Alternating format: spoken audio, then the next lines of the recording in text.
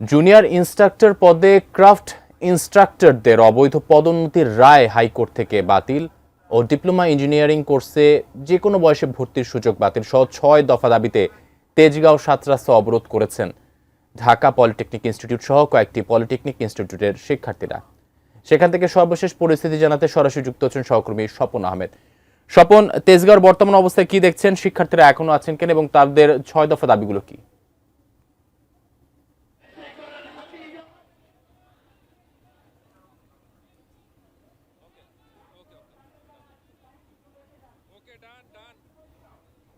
আশা করি আপনি আমাকে শুনতে পাচ্ছেন।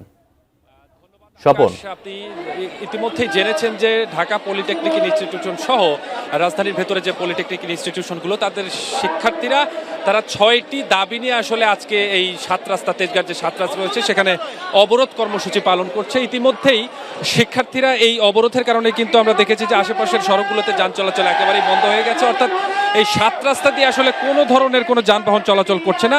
তবে শিক্ষার্থীরা যে ৬টি দাবির কথা বলছেন সেই দাবির বিষয়ে আমি আপনাকে একটু জানিয়ে রাখি। তারা বলছেন যে জুনিয়র ইনস্ট্রাক্টর পদে যে ক্রাফট ইনস্ট্রাক্টরদের হাইকোর্ট থেকে যে নিয়োগ দেওয়ার যে রায় দেওয়া হয়েছে সেটি বাতিল করতে হবে। পাশাপাশি ডিপ্লোমা ইঞ্জিনিয়ার কোর্সে যে বিভিন্ন বয়সে আসলে সবাই ভর্তি হওয়ার সুযোগ পায় এই প্রথাটাও বাতিল করতে হবে। তাদের আরেকটি দফা হচ্ছে প্রাণ সসের মাখামাখি টেস্ট নুডলসকে করে তোলে আরো ইয়ামি আরো জোস। প্রাণ সস, সসের বস।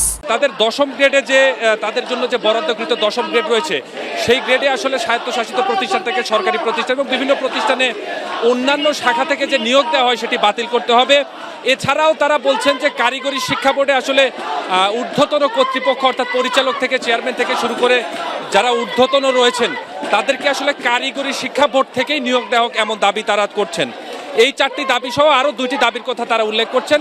তারা বলছেন যে এই দাবিগুলো নিয়ে আসলে তারা গত বছর থেকেই সরকার পরিবর্তন হওয়ার আগ থেকেই আসলে তারা আন্দোলন চালিয়ে যাচ্ছেন, কিন্তু সরকারের পক্ষ থেকে আসলে নানা ধরনের আশ্বাস তাদের দেওয়া হলেও এখন পর্যন্ত আসলে তাদেরকে কোনো সুরাহা করেনি। এর কারণেই আসলে তারা এই আন্দোলনে নেমেছেন। পাশাপাশি তারা বলছেন যে শুধু রাজধানীতে নয়, বাংলাদেশের বিভিন্ন যেখানে পলিটেকনিক ইনস্টিটিউশন রয়েছেন একযোগে তারা কিন্তু এই আজকে কর্মবিরতি বলেন আর অবরোধ বলেন সেটি পালন করছে। তো শিক্ষার্থীরা বলছেন যে যতক্ষণ পর্যন্ত তাদের আসলে এই দাবিগুলো মানা না হবে ততক্ষণ পর্যন্ত তারা আন্দোলন চালিয়ে যাবেন।